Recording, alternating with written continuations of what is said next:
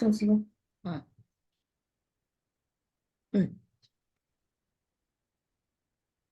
అమర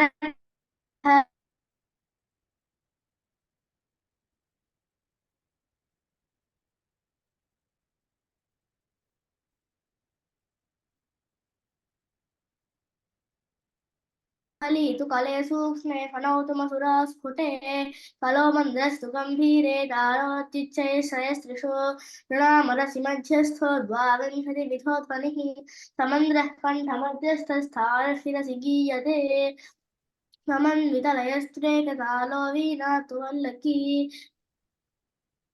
विभ्रंची साधु तन्त्रीभिः सप्तभिः परिवादिनी तत्वीणा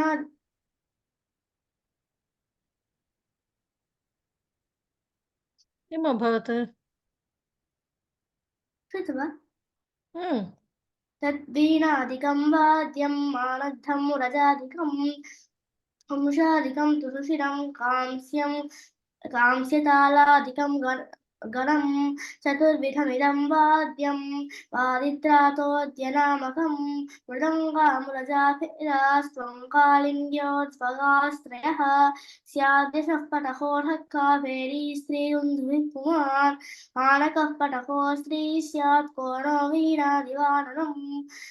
पुनरेकवारम् आरम्भतः निषादर्शभगान्तारषज्जमध्यमदैवताः पञ्चाश्चेत्यमी सप्तरन्ध्रीकण्ठोचिताः स्वराः काकलीतु कले सूक्ष्मे फणौतुमसुरास्फुटे कलोमन्त्रस्तु गम्भीरे तारोचिच्चै श्रेयस्त्रिषु नृणामुरसि मध्यस्थो द्वाविंशतिविधोध्वनिः चन्द्रः कण्ठमध्यस्थस्तारशिरसि गीयते समन्वितलयस्वेव तालो वीणातु वल्लकी विपञ्ची साधु तन्त्रीभिः सप्तभिः परिवादिनी तद्वीणादिकं तथं वीणादिकं वाद्यम् आनद्धमुरजादिकं कंसादिकं दुर्विरं कांस्यं कालादिकं घनम् चतुर्विधमिदं वाद्यं वादित्रातोद्यनामकं मृदङ्गामुरजाभेदास्त्वं क्यालिङ्ग्योर्द्वयध्वकास्त्रयः स्यादिशः पटहोढः कावेरी स्त्रीरुन्धुभिः पुमान् आनकः पटहो स्त्री स्यात् कोनो वीणादिवाणनम्। अस्तु